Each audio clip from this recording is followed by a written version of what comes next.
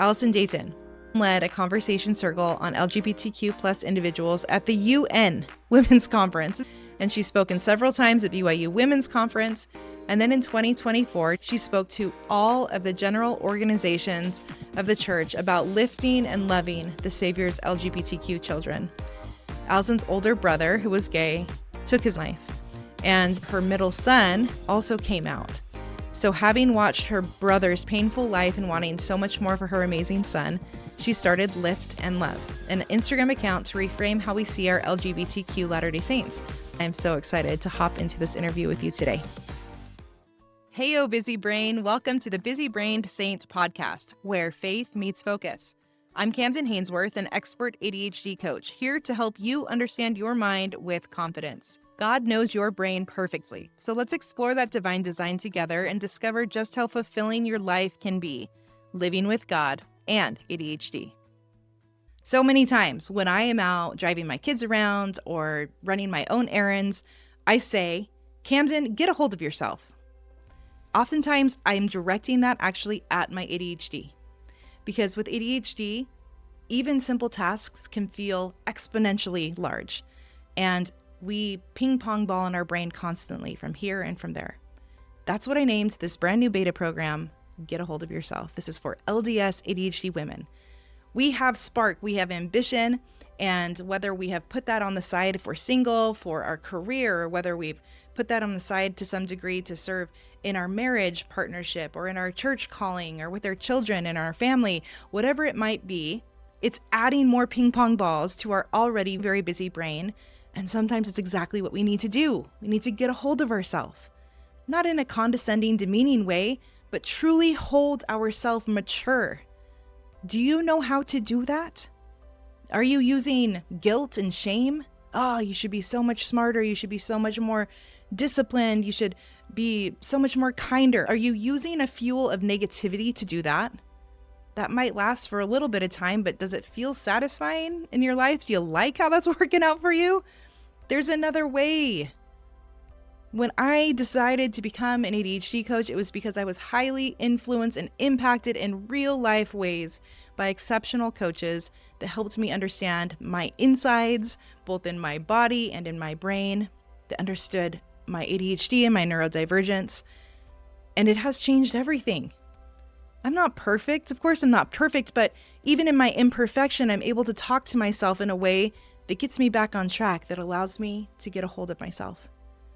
And so I cannot tell you how excited I am and how lucky you are today, because I'm going to be launching a beta. Do you know what a beta is? Essentially, I have been coaching for thousands and thousands of hours. I've been in this space since 2019. And I have gleaned so much from experts, from my own clientele, from research. And now I get to bring it to you for a beta group. That means I'm going to take all of my wisdom. I've packed it into 8 weeks of the most important ideas. This is not a group. I want to talk with you one-on-one about your flavor of ADHD so that we can tailor these ideas, these concepts, these understanding, these coaching approaches to your needs, your specific needs. These are things that maybe you wouldn't even bring up on a big group coaching call. You get to bring them to me. And the glorious thing about a beta is that while I have a very reasonable priced offer for my one-on-one coaching, I'm giving this to you at a fraction of the cost. But the catch is I'm only taking 8 people, and they need to be signed up by March 31st of 2026. It's go time, people. The honest truth is that we could get on a 20-minute call and I could change your life there. Small little things to help you understand what's actually happening inside to allow you to get a hold of yourself. And I'm actually going to offer that to you for free. Go to my website, KamdenADHDcoaching.com. Click on free mini session. And we're going to do that. We're going to bring up one thing in your life that you feel like is impacting a great deal of your life. And we're going to shift your understanding of that so that you feel more in control, so that you can get a hold of yourself. You can find your center. And when you do that, what happens? You're able to follow your dreams more. You're able to love on your kids better. You're able to appreciate the neighborhood you live in better. You're able to enjoy your calling to a new degree that you never have before. Whatever it might be that you bring to that call, I am there to help you for free. No strings attached. If you are interested in being a part of this beta group, one of those very lucky 8 women, you tell me why you might be a good fit. I know there's going to be a lot of you out there. I'm already getting a lot of people emailing me and DMing me on Instagram because I've been putting out some feelers. There's a lot of you, but there's only one of me. So tell me why. Why now? What's special about this time? Why does this particular program interest you? I can't wait to read them and to get to know you as I'm selecting these 8 women. There's a future version of yourself right now who will thank you for making this choice. There's no strings attached right now. Show up, let me help you, let me show you what we can do. And if it's a great fit, I would be so thrilled to have you as one of my 8 incredible get a hold of yourself women. KamdenADHDcoaching.com. Click free mini session, and I'll see you very soon. Hello, you made it. I'm so happy that you are here. My brain is busy and my heart is full, and I am delighted to introduce you to today's guest on the Busy Brain Saint podcast. This is Allison Dayton, and Allison and I have gotten to know each other within similar worlds. I've attended the Restore conference for a couple of years, in addition to the Gather conference, and it's just been really beautiful to connect with Allison in those spaces. And so I'm so grateful to welcome her into this space here on the Busy Brain Saint. Thanks for being here, Allison. Absolutely. I'm so excited because what I really needed like 50 years ago was a coach. Like what you do. Like I really would have benefited from that. And even, you know, 20 years ago, raising children. Yeah, it's like the best work. I love it. So thanks. I appreciate it. Yeah, I bet. Because what you do, the way our brains work, if you don't understand it, it makes it really hard to get through days and weeks and years and tasks and all of it. So I'm excited. Yeah, we carry a lot of heaviness that's really unnecessary for us and how we live our life when we don't understand the machine that we're working with.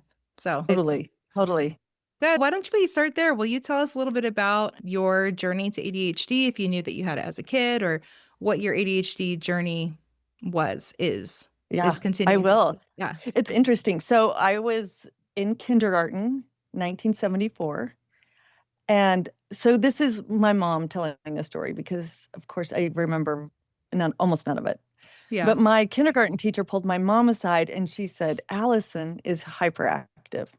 And my mom was like, what does that mean? I don't really educated parents, but they were like, I don't know what it means. What does that mean? And so she told him she'd been to a conference and learned about hyperactivity, they called it back then.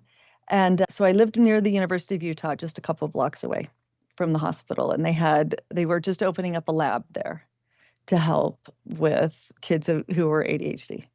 My mom went up and she was listening and she's, this is Allison. And I have an older brother named Greg, who was prototypical ADHD, can't stop moving, getting in trouble, all the boy parts of being ADHD, right? Yeah. Uh-huh. So she learned what she could back in the day, which wasn't a lot. Mm-hmm.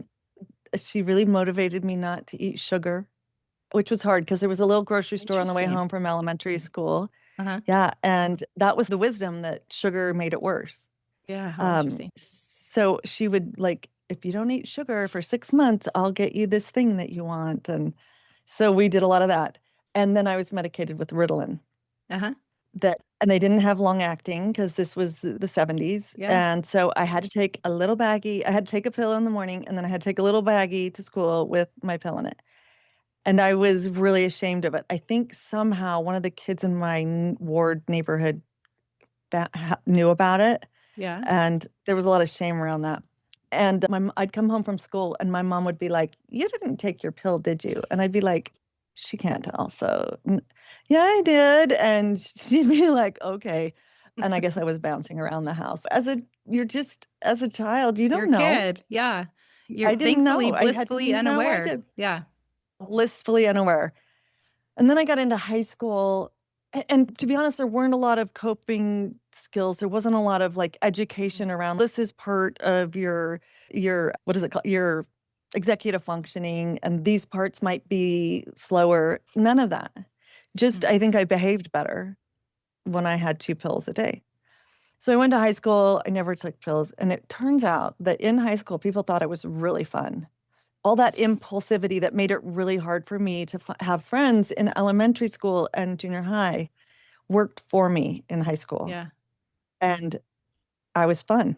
I was wild. I was crazy. I said stuff and I was fun. So I stopped taking the medication in high school and got into college, went to BYU, studied. I actually went to the University of Utah, studied business, but my brain doesn't work that way and it was boring. So I found out about this advertising degree at BYU, went down there.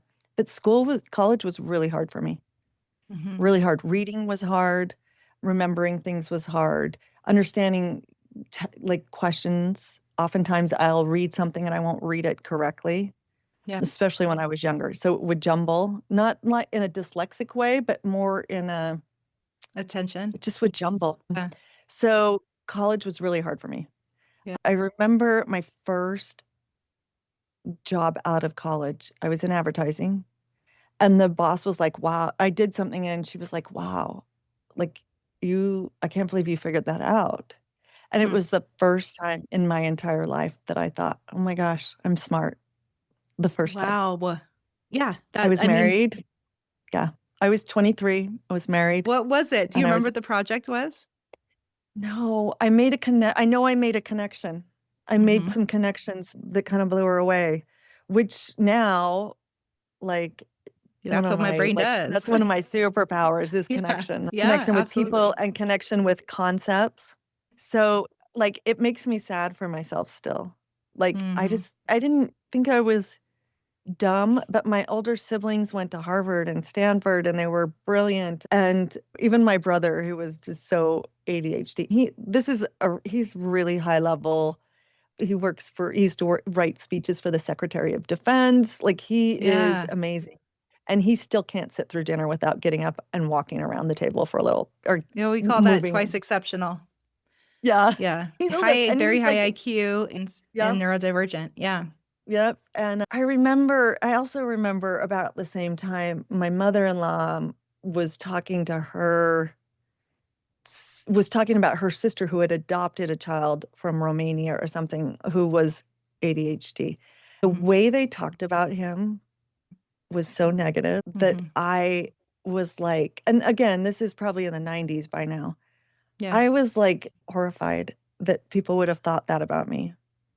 Dang. Too. Like like the stigma around it was super painful. Even though my parents never used it that way. And I think my parents knew I was inquisitive and bright and all those things. But yeah, lots of stigma around it, especially 70s, 80s, 90s, which 70s and 80s were school, even college. Yes. And the 90s is when I started working. And I knew almost nothing about it. And I had no help other than medication. So. Thank you. I hear your story and I honor the pain that must have been there. And I'm curious about it. Sorry, what I'm hearing is like this thread of shifting, of finding who Allison was, but also this piece that seemed haunting, maybe, or this piece that was ununderstandable about yourself, and we haven't talked about the current day or the past decade or so of your life. Yeah. But just the power of learning about yourself, learning about different brains, different people, how that can really open up so much more than just knowledge.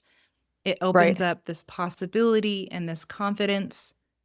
And if you have something to bring to that conversation I want to keep tapping back into your past story, but has that shifted? What's still hard? I'll tell you, I felt like I was lugging myself through a lot of things. Like I'm naturally really good with people. I think because I had such a hard time with friends when I was young. I met this girl in high school in our freshman English class, and she said recently, even, she reminds me, you just came up to me and you were like, do you want to go shopping for prom dresses after school?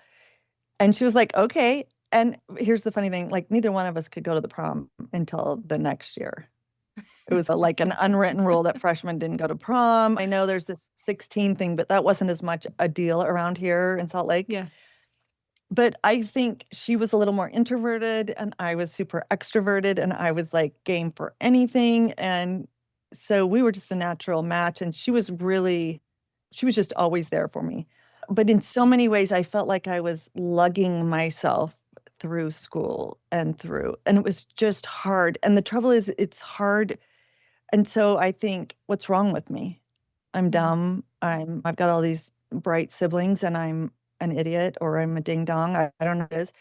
And it was that awakening of I'm actually smart that was the beginning. And I got to tell you, most of the learning I've done. So I have 2 children who are ADHD. They both were diagnosed in 2nd grade and they're very different. And I learned more actually not from my daughter because hers is a little different than mine. Uh-huh.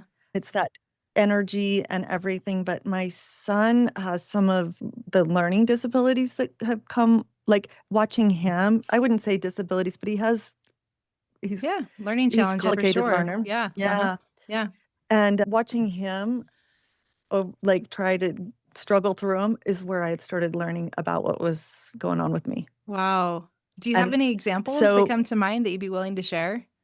And I should have looked this up to see if this is normal. Even if it's just you being honest, like it doesn't have to be, reading scientific. things on the board. Uh-huh. Yeah, reading things on the board, writing them on my notebook. It's a super complicated process there. Uh-huh. And when we tested, we had him do a neuropsych test on him in junior high in elementary school going into junior high because I could tell that he was still spelling phonetically, whatnot. Super bright kid, but there were some things that I was like, okay, this is strange. So he has this processing disorder.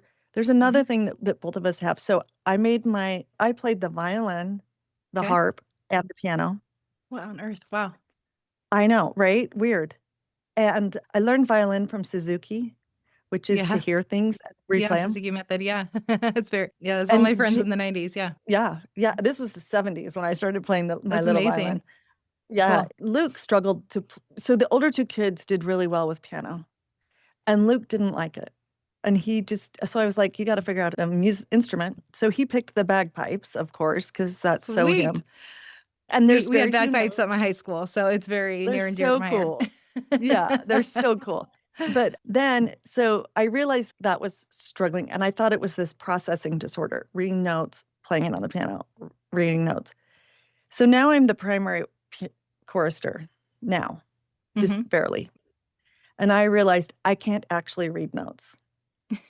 I faked my way through the piano. I wasn't very good at the piano, but I was really good at violin and I was pretty good at harp, although I only played for a few years because by that time I was in high school and I wasn't practicing. But I actually can't read music. I can't for some reason. So I've been faking it all these years. And it took the primary. I love it. It took this connection with Luke and what he was doing. So Luke quit the piano, but on his mission, he was there during COVID. He taught himself to play using videos. Amazing. Not reading music, but playing videos. Not notes. Yes. Yeah. And so I don't know what the connection is there. That actually might be a form of dyslexia in addition to ADHD. It is. Because dyslexia isn't always what we think it is. And I only learned that because one of my good friends that I've met through this whole process is a dyslexia coach and has been for over a decade. And so she did a little evaluation on me. And actually what you said about taking stuff on the board and putting it onto paper is a form of dyslexia. Yeah. And there's obviously a huge overlap with ADHD and dyslexia. I was her ADHD coach and she didn't know she had ADHD. And I was coming to her for understanding about dyslexia. So it was just a really fun thing. So what you're discovering through your kids and then discovering sense of self, the common thread here is though you find a way, right? Yeah. And why do I need the notes if I know how to play the song? I literally didn't know. I didn't know the notes. I couldn't tell you which one's a half note, which one's a whole note. I have to count up still. So do I. There is a musical dyslexia. And I looked it up a couple of weeks ago. I'm talking I'm 56 years old and I'm realizing this as we're speaking. I totally believe you. Yes. I love it in real time. This is not the work of uncovering and Yeah. rediscovering ourselves through more information, through more Well, and resources. cool thing is, I'm like, I don't have this shame that I used to have now I'm like, can you believe I played 3 instruments and I can't read music? I am awesome. And that's what I I'd have this say. Yes, I can believe that. I think I can't believe I did it. I can't believe Yeah. I faked it that much. Yeah. I think of myself as, wow, like you really dragged yourself through A all of lot. that. Like I did it. Yes. And I think the dragging myself through things, like the harder I had to work so much harder than everybody else, including my little Mm-hmm. sister, who's Mm-hmm. just a year younger than I am and seemed like everything came really naturally to her. Yeah, that's a hard And comparison. like my older sister, who's incredibly bright, and I worked so much harder to do the very same things. And I think it's part of my personality now. Like I'm a super hard worker. That's I what I was will, that's what I was curious about. yeah, I will do it till it's done. I'm incredibly like dogged. Like I will just do it till it's done. And I think it is because I had to work so much harder than everyone else and I'm competitive. Yeah. So I don't want anyone to do. There's at some point where I have to give it to people like you are just really bright, or you're just really a great skier, or you're just a more natural athlete. But I'm Mm-hmm. competitive, and so I did it. I didn't never give up. I, I I love don't that. give up very easily. Yeah. No, I think that we had to it became a survival technique, right? We knew we were Yeah, intelligent. We knew we had high goals. We knew that we weren't yeah, going to settle for anything but the top to a degree. right. And Yeah, I also just think how you've just mentioned so many of your siblings were very smart, went to Harvard, yeah, et cetera. And yet, and there are people that are natural, what you're saying, but how do we measure intelligence? It's just, it keeps coming back right. to that to me because I see what you've done, even the massive things you've done, but I only know a portion of you, I guess is what I'm saying. I've seen the things you've done, like, no, that's an extremely intelligent person. But where are Yeah, those indicators in our society that show us that? Like these indicators are so very narrow as to what is right. successful, what is smart, what is intelligence, that when we fit outside Yeah, of those indicators, we have so much doubt and so much questioning. And yet that is actually the strength. The being outside is the strength, which, when you said your first job, you were able to put something together. We still have those moments. I'm sure you still have those moments and you're like, yeah, it was obvious. You just had to work at it for a little bit, right? Like you just totally. have to Like figure it out. my problem solving skills are like off the charts. Yep, There's a I believe problem. you. Yesterday at church, we had a power outage. This Oh, darling shoot. girl who I love it's during the sacrament. No, it was during the opening hymn. Everything goes out all the way, the entire neighborhood. I'm like, I have in 5 seconds. I'm got my phone out. I'm texting him. I've got a portable mic and amp at my house. It's plugged in. Do you want it? And he's totally. So I'm at my house Oh, that's back awesome. there. 6 minutes or just finishing up the sacrament. I got there before. Like my problem solving skills Uh-huh. They kick into gear, when man. Yeah. they and I, if my brain there's an obstacle, I'm like under, over, up. Oh, it's just and at a rate of speed that my really like so this is where it comes out. I used to think my siblings were book smart and they called me street smart, which Hmm. sort of makes me feel like a prostitute. But I'm doesn't it sound like she's I been on just a think of string? this girl knows her way around the hood. She can get whatever. I mean, so not like that, but street smart is No, what street they smart. Yes, that's how I understood myself, was that I absolutely. was practically smart, but that I wasn't book smart and that I didn't test well because I never have tested. Yeah. I don't even know that I read the questions correctly. I haven't had to take a test in a long time. Oh, But thank I goodness. think probably what was happening was I wasn't reading the questions correctly. And so Yeah, the answers would because come they get out wrong. jumbled. Yeah, or They get the other jumbled. problem I think is that we discover nuance in so much of Yeah. what preposition they put on, what Yeah. vocabulary they're using. So, what do they mean by such and such? Do they mean this part of the nuance or this part? Yeah. And so then we get it in our own way, but we don't mean to. It's just how our brain interprets information. And Totally. I am very much, it sounds like that version of ADHD Yeah. with you. And it's so interesting sometimes to meet other people with ADHD who are phenomenal test takers. And I'm Yeah. like, Wow. Bless their hearts. Yes, what a cool What was thing that that feel like? you have, and they don't have the same kind of necessarily drive that you and I have. I'm Yeah. noticing here. So I'm like a Yeah, the 3 drive. Enneagram. I'm an You achiever. are? Yeah. I I'm don't a, know what you are. I'm an 8. What's the 8 And you again? put the I'm the challenger. Okay, That that well, doesn't it that sound makes exactly sense. like what I do? Yes, I love it. I love it. But you So, put that with the ADHD, and that is like next level. Like yes, it is. I am never gonna stop. Like Yes. you just might as well give up because I'm not gonna stop. Yeah, and yours is to get to resolution, and mine's just Yeah. to become a little bit more. And neither is Uh-huh. more or less moral than the other, but both of these have a thruster behind them. It's like That's propelling us exactly. forward. And so a lot of the time, people with ADHD that aren't like the 3 or the 8, they're like, but how do you get so much done? I can't get People say that started. to me every single day. Okay, good. Yeah. My mom, who I think had the really, and I wish I knew the top, like she had the really slow ADHD, inattention, Yeah. Yeah. Inattentive. Yeah. the inattentive, Mhm. and a therapist once when I was like trying to work through my stuff with my mom, she said to me, "Your mom is a car entering the freeway at 40 miles an hour, and everybody else is going 70 miles an hour past her." I'm like, "Oh Mhm. my gosh," and I'm like 90. I'm out of here. Yeah. How many speeding And tickets have you gotten? Just I kidding. have to be really careful because I got 2 in Yes. the last 4 tickets I've gotten are in the same space, on the exact same street. Oh, shoot. And I got 2 I got That is the first very 2 within a ADHD of week of you. each other, and I know, It's like, because and no, I my learned brain this. doesn't remember. My working memory doesn't remember that this is a dangerous No, street.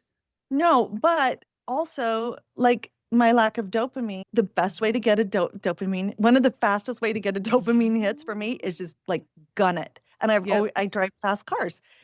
So I'll Yes. just like, if I'm really like upset or whatever, I'll just gun it. And yeah, 4 tickets from the very same street. What is wrong with me? Yeah, it's But my we talk about this a lot yeah, too. Yeah, yeah. it is And interesting. So your mom's pace catching up with your pace, two very different my rhythms. mom could never, my mom just really never understood me.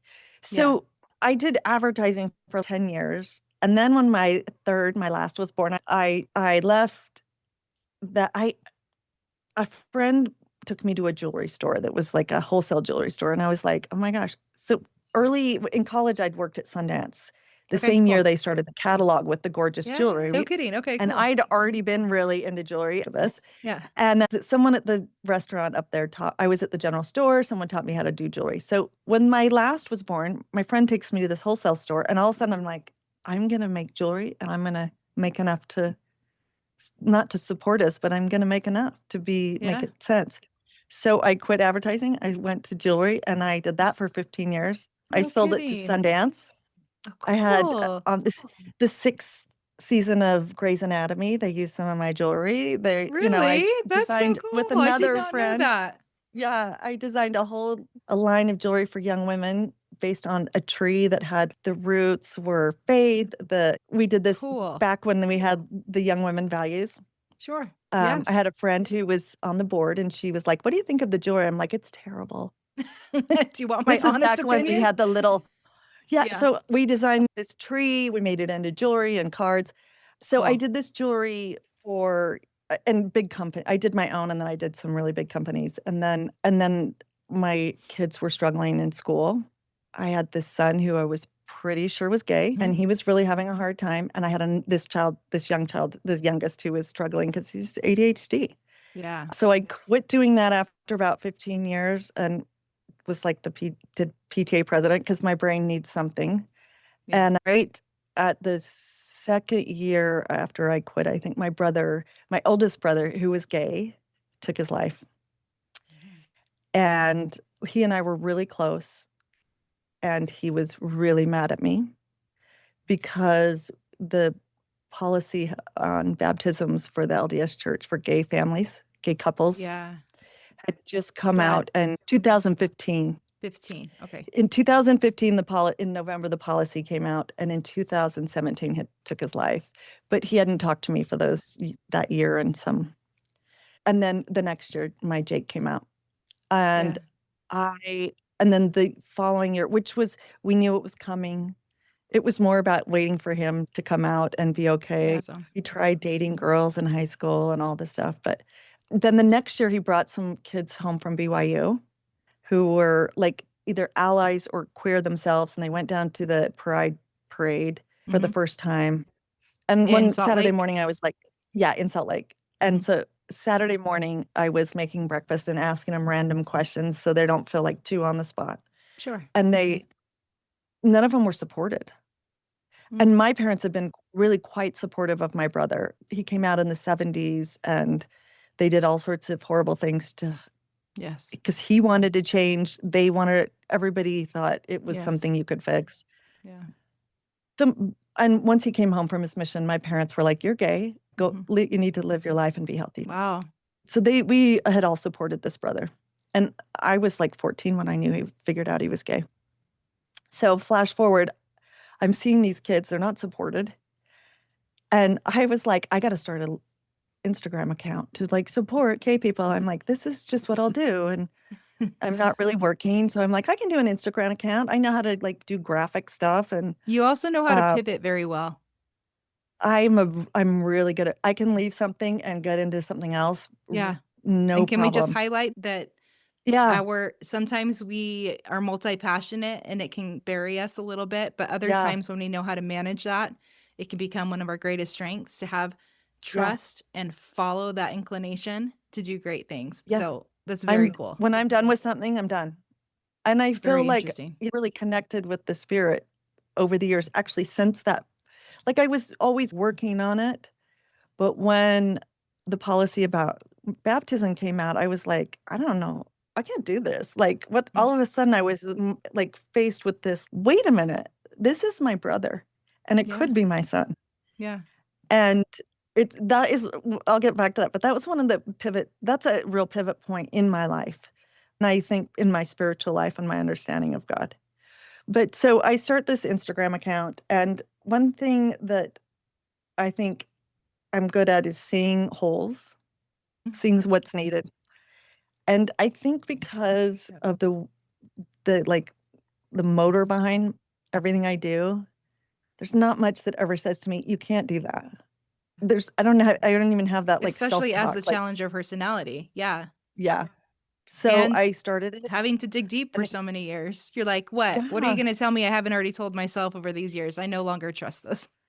And I naturally have a motor, but no brakes. Yeah. Yeah. I'm already geared to start a jewelry company, or I did my own advertising for a couple of years and my own agency. Anyway, I started this thing, it grew and grew, and I just kept filling needs, and I'm good at I don't get nervous about, I can't do that.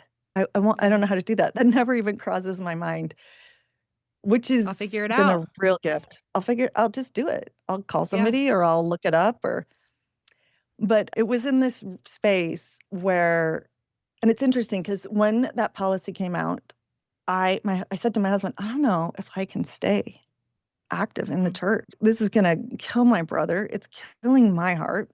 What about our son? And I had this very spiritual feeling, which is so interesting, but it was like, you've got to study, you've got to figure this out, you've got to study it, was the feeling that I had.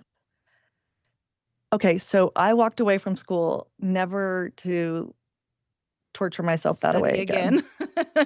Yes, exactly. Yeah. And all of a sudden, I'm like, I'm supposed to study. And the ideas that would come to my head were very much about female, like Eve, mother in heaven, like women in the gospel, and then marginalized people in the gospel. But it was very much that. So I just started studying. And when I'm telling you I'm studying, it's the first time in my life I actually understood what studying was, because I got into it. It was interesting. I loved it. Interest-driven. We have interest-driven brains. And when we have a passion project, when we have something that motor is driving toward, that's when we become unlocked. That's when we found our space. Plus, at least for me, when it feels connected to God, it's put a little exponent on that. It feels so even more like so. The gates are open. Yeah. Wow. There was a period in there where, I've got this history of not being able to read, and like in my 20s, I started reading like for fun and started like for fun, but I would read these scriptures and then I would read something else and I'd go back to it and I wouldn't remember it. Yeah. And so finally I said to the Lord, if you want me to learn this stuff, you got to make it, you've got to make this stuff that I'm reading connect in my brain. I literally was like, you're going to have to do this for me because I'm not going to spend all this time and not be able to connect it. No, that's or struggle with remember it. working memory for sure. Totally. Totally. It takes me a long time to get back to a story, like the full details. Like I can feel myself searching around. Like I always think of the old card catalogs and I'm like, oh, I know it's in here. Where is it? I know it's somewhere in here. Yeah, I get that. Yeah, Totally. that feels very familiar. Yeah, it's working memory, right? Yes. But once I pull the card, it comes back. It's all there. Yes. And I have these great memories. So I just said to the Lord, you got to help me if I'm going to do this. So all of a sudden it started clicking, and the stories and the things that I was reading that were not, I wasn't understanding them the same way I had been taught them. And a lot of the stuff I hadn't been taught, but I was understanding them in relationship to having an LGBTQ child, to being like, and it was beautiful. And then I was like, maybe I'm just being deceived, or all those things we think in our faith. And then I would pull up a podcast or I'd look at an article and someone would have the same, someone really that we would say was reputable instead of just little me, would have the same idea, some sort of scholar or something. And I'd be like, oh my gosh, I figured this out. And this is my second witness. Then like passion and like ability and validation, like the drive, and validation, yes, everything. Yes. I know. And then there just was no stopping me. And amazing. I was working too hard and too fast and up at 5:30 and going to bed at midnight until my husband said, excuse me. My kids had left the home and he's, you're working too much. You can't do this. And I really realized like, there's nothing stopping me from waking up at 5:30 in the morning and working until midnight. And I'm talking to different families and helping people and whatnot, but I'm also studying and no breaks until he said that. And then I was like dive he was my break. Yeah. I'm so grateful. I'm glad that he stepped in there. And that's it. Sometimes it will lead us to burnout. We continue on that. Yeah. Or sometimes it will lead us to confront honesty. And and our relationship. Yes. Yeah. And a lot of the time we get so also called away from even relationship to self that it feels so good to be growing. And I guess as JFF says, that arrow's energy of just becoming and growing and creating, it feels so natural to us. And when we don't have any breaks, it's like, why would I stop? And getting to know and then I have this God hard. needs me. And I still to this day, I feel like I was raised by a family, by a brother, I was raised for this. I believe you. That's a whole other story. But, but there's just the intricacies of how I figured out that Preston was gay. And like, it's like clearly the Lord did this for me. Yeah. That's amazing. And the other thing, most of the work I did after advertising, jewelry and PTA, I worked with women. And I ended up, once Lift in Love got off the ground as an Instagram, we started supporting moms, which was one thing I knew I could do because I had this flexibility about my child is amazing. And I'm going to try and make these two things work, which I think is part of this. I can do this and I can teach other people to do it. So yeah, the whole thing, but no breaks. And I needed that because this is a high burnout.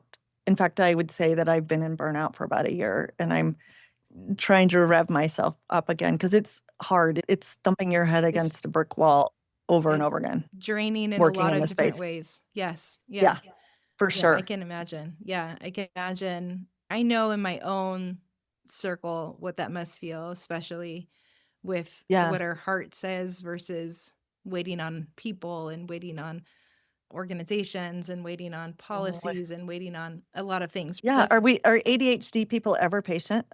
No. Is that like even a thing? Not part of the words. And yet that's what the Lord calls us to be. And to be a doer, but a patient doer, which is such, I hate it. I love when there's I a hate it. dichotomy, right? Yeah. Because that's where we All can grow. dichotomy. Yeah. That's where we can grow. I loved when you said that word of deceived.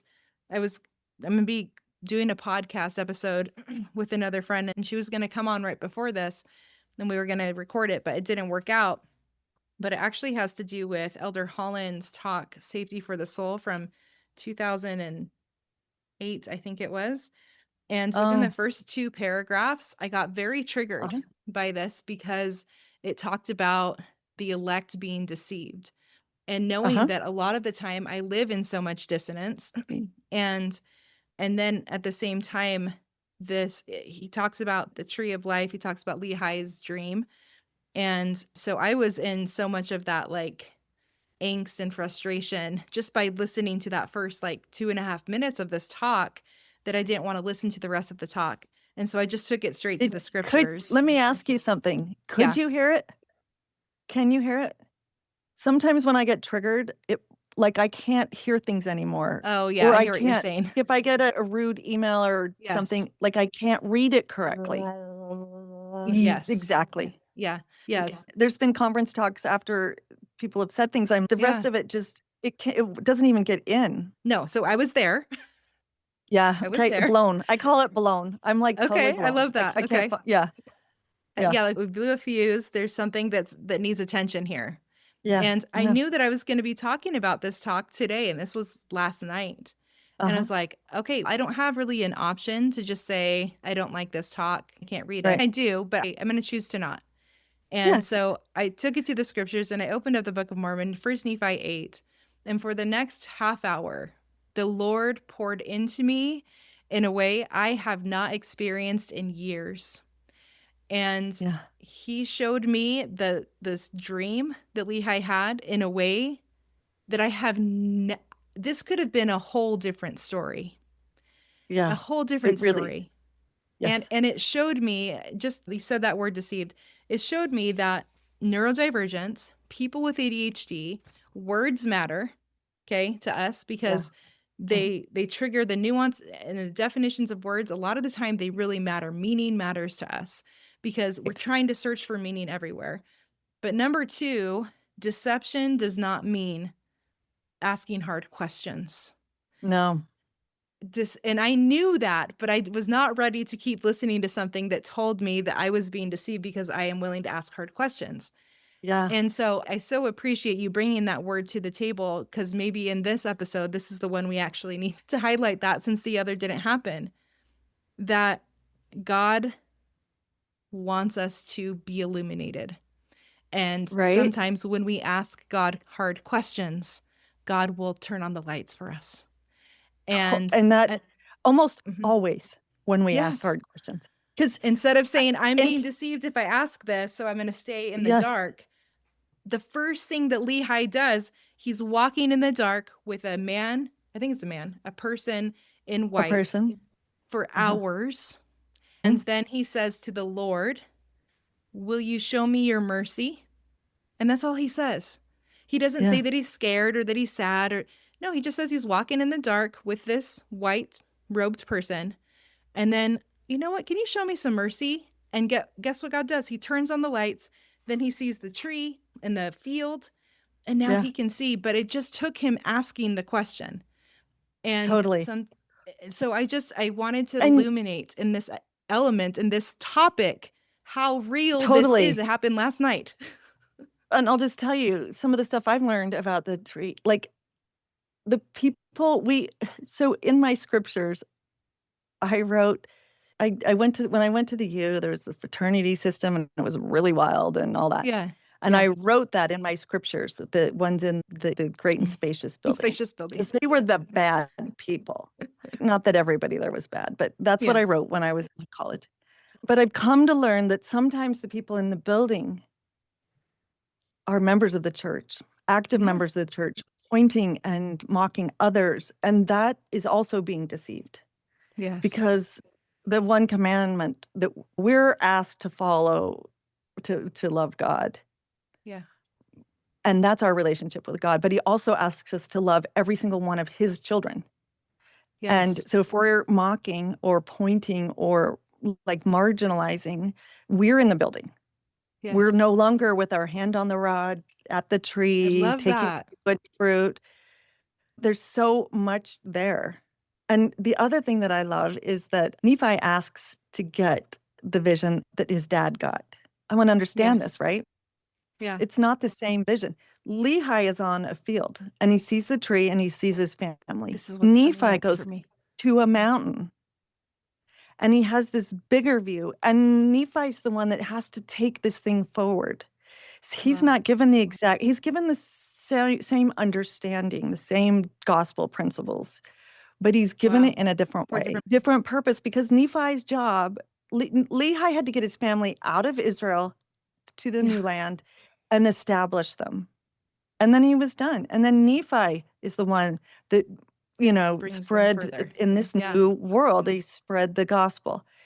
And that was his job. So they're very different. Like we all think we're supposed to do these things exactly the same way. And that like Nephi did it the same ways as How as interesting. Lehi. We all And have our then different Nephi, call. yeah, Nephi gives it to Jacob, and Jacob is all love, where Nephi's more like rules and be all this stuff. Jacob is like his brother, because for some reason Nephi can't pass it down to his kids. Gives it to Jacob, and Jacob does it very differently. But I think there's so many ways to see the tree of life, And I and also in love our that own path. it said that they were ashamed when they partook of the Uh-huh. fruit. And I think the more Right. generalized understanding is I'm embarrassed for having Christ in my life. No, to me, Right. shame is always about how we perceive our own worthiness. Right. Am I loved? Am I worthy of God's love and his saving and his atonement? And am I a worthy like this. person just by existing? So when you're biting that and you're tasting how delicious and joyful it is, and then you're like, am I even worthy of his love this way? I don't think I am. That's when they're ashamed. And so then what are the people in the building actually shouting? It's the same unhealed part of them. I Totally. feel I so love the unworthy unhealed from part. Christ. So I'm going to point at you and tell you how unworthy you are. It isn't And about like that. fear, this isn't about fear of I'm going to slip off. This is about No. constant, calm, confidence. And So hearing the yes. message for you, for us, what does God want of me? Time after time, these stories just open up, and often in ways that are supportive for families like mine who have these individuals who there's not a single thing wrong with my son. He's brilliant. He's amazing. He's gentle. He's kind. He's thoughtful. He has a big heart. I want him to have a big life. I want him to fall in love. And I think monogamy and marriage are critical parts of our own growth. As I've been able to interview and get to know more of my friends in the LGBTQIA plus community, it's so fun to discover how large of a percentage of them are also neurodivergent. And It's 40%. okay, Is the number. This is what I say to people, because everyone's like, they don't get the gay thing or the trans thing, but I'm like, there's people in my family who have ADHD. One, my husband's an identical twin. My daughter has optic nerve hyplasia, which means she's blind in one eye. She has no olfactory lobe, so she can't smell. Our bodies, including our sex, our sexuality, and our gender, are very complicated and nuanced That's the and on great word. spectrums. It's very complicated. There's many layers. They're very complicated. I grew up with this brain that didn't work like everybody else's. And so understanding that my son's sexuality doesn't work like everybody else's is no problem for me. I realized it with my brother right away. It was like not a problem. I was sad because that was not a great time to be gay in the 80s when I figured it out. But I told all my friends, everybody knew, I wasn't ashamed of him. This spectrum, this neurodivergence, like there's sexual divergence. Some people's hearts, like Lance Armstrong's lungs outperform mine like crazy. His ability, just raw ability, right? Yeah, totally. Like, what's so hard to understand? We are complicated, complex, on purpose beings. And God created us such. Yeah. And what I think is one of the greatest parts about that is he doesn't call us to do his job. He calls us to learn how to be like him, but not to take his job. Like he's not looking for a replacement. He's asking for some interns. And so that we can learn his ways, so that someday and a little bit at a time, like me last night and like what you were just unfolding, Yeah. that we can start to understand and see that he's really got this. He's got it. And I know that can be really frustrating, especially Yeah. in your circles and sometimes in my circles, and where ours intersect as well. And that doesn't mean that God is frustrating. No. And I think it has been one of the greatest deepenings of my testimony to start to lean more upon God and my faith in him because of my neurodivergence than to fear deception, than to fear that I'm doing something wrong, and then to turn away from God because I think he's all the things I'm afraid to ask, or they, Mother in heaven, Father in heaven. And Yes. anyway, so I just am grateful for you to come on. I'm grateful for your story. It will be fun to put all of this together and see what comes out of it all. Allison, Yeah. what can you tell us about Lift in Love and what we can look forward to while you're making your way back from burnout? Good job. Oh my gosh. I know. I can't believe I admitted that out loud, but burnout is really part of what we deal with. It is. Oh Um, no, you're in very good company on this podcast. yeah. Yeah. Yeah. Burnout is, and I've had to learn how to refresh myself, right? Like how Yeah, to of keep course. going. And luckily God's in it with me. And I'm always like, am I released yet? Am I done? Can I go? Because talk about like I paint, I love to do woodwork. And Yeah. so like Yeah. that's where Where's the pivot all that. next? Yeah. Yeah. Lift in Love, we just support families and individuals in the church who are queer. And I believe strongly that the Lord is doing something really remarkable with all of these young kids who are coming out. And he's doing it with their parents, especially their moms, who want the very best for these children and know from sad experience that the things we've done in the past aren't good. It's hard to be part of a faith that doesn't understand your child. But I grew up with a Sunday school teacher who had polio and had some different bodily problems. And like this is part of life. And waiting for people to understand, I've had to wait decades to understand myself. And I still do. I have these threads, ADHD threads on my Yeah. Instagram, and that I look at and I'm like, oh my gosh, duh, that's me. Like I've learned to be patient in the unfolding of information. I'm not very patient with the unfolding for other people on information. I'm way more patient with myself. I would love everyone to understand the beauty and the necessity Yes. of these Yeah. queer kids in We're our working on community. that. They are essential to the body of Christ. And I know that God wants them here and Yes. cared for and supported and loved so that they can grow to the full measure of their creation. And yeah, that's what I do. And I'm grateful, even though growing up was really hard. It was hard. It was hard not to be like everybody else. It was hard in small ways, but still hard to grow up me until I Yeah. got a hold of it. But I think it is being that person that wasn't understood that gives me a lot of fuel to do something for other people who are not understood. That's right. I think And you're right. Yeah. and It makes complete it's the sense. best work. It It's is. hard work and it's the best work. And I do know like God's the boss. He's my boss. And when he says I'm done, I'm going to just play with my grandchildren and Awesome. sew Sounds like a good plan. and craft. Yeah. And I can't Awesome. wait for that. But until then, Awesome. I'm Well, I here. appreciate all the work that you've put in and facilitation. Wow. And I've just really loved any interactions we've been able to have. And I'm so Me happy to have too. talked about ADHD together today. So And thanks keep for doing being what here, you Allison.